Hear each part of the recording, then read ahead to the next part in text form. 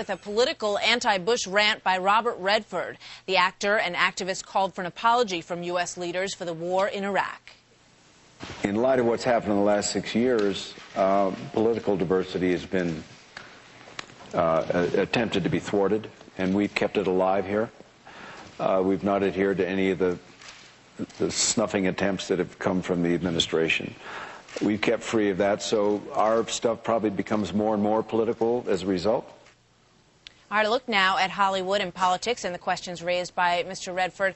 Michael Medved is a nationally syndicated radio talk show host and a veteran film critic. His talk show emphasizes the intersection of politics and pop culture, so he's the perfect guest for today. Also with us is documentary film producer David Bossie. David has produced multiple political documentaries, including Celsius 4111, which refuted the content of Michael Moore's film Fahrenheit 9/11. Michael Medved, let me start with you. I'm curious what your thoughts are about the SOT that we just listened to from Robert Redford and the efforts, as he sees it, from the administration to sort of quash political dissidents in this country.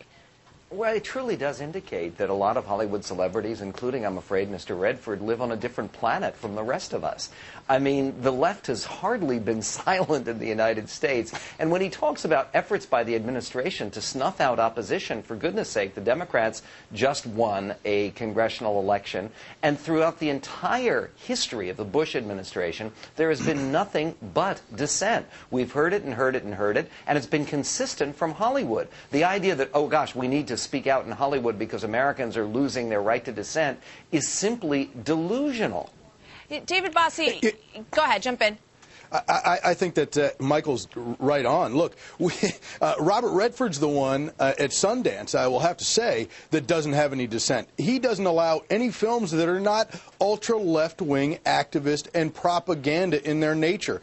We have submitted, and look, if he doesn't like my films, that's fine, but we've submitted several conservative films, and none of them get accepted. And one of them, by the way, won the Liberty Film Festival, which I think Michael's involved with, and it won the best feature film, which makes it a quality film, and they didn't even accept it amongst the hundreds of films that they wanted to view because they don't like the political content. So they're the ones who don't walk the walk, and they hate America, and they show it every day. David, you're a filmmaker, so you have to go out and raise money to get your films made. Where do you think most of the money is coming from for these kind of films that he's talking about?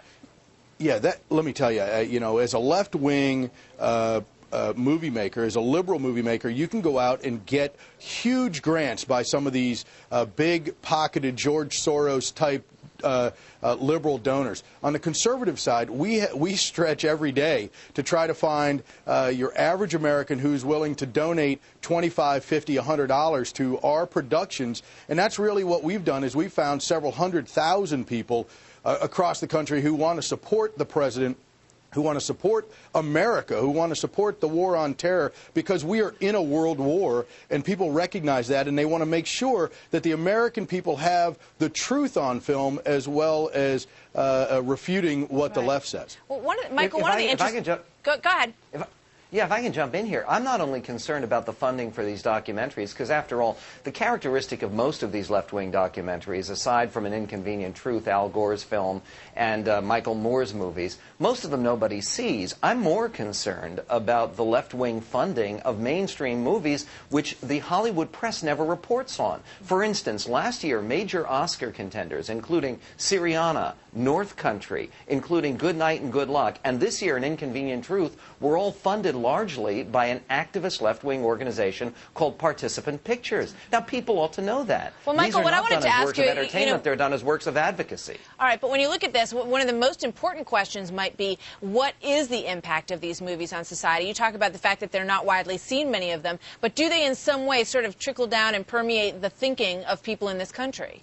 Well, sure. I mean, Fahrenheit 9/11 did terrible damage to the American psyche. It's the most successful documentary ever made, and it created a fertile ground for all these conspiracy cuckoos who believe that the Illuminati or the Bilderbergers or someone like that was behind 9/11. Even though Michael Moore didn't set that up himself and say that, he certainly planted that idea. And I'm terribly worried when you hear that 40% of Americans, according to the Zogby poll, think that 9/11 was an inside job. That's a terrible problem for the United States of America.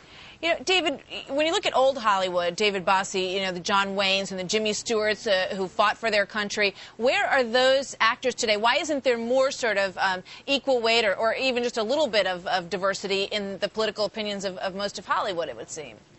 Well, I think that they're afraid for their jobs. I know people in Hollywood that are afraid to speak their minds that are conservative. Look, there are some outspoken conservatives. The producers and creators of the very popular Fox show 24 are conservatives.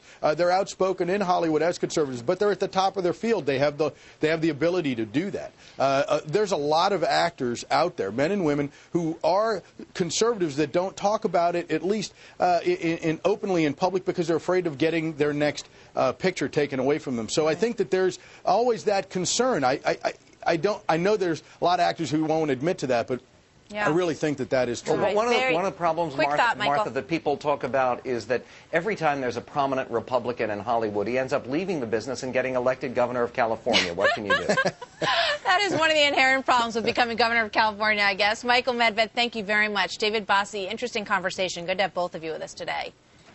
Thank you. Straight ahead here on the live desk, Oprah Winfrey is at the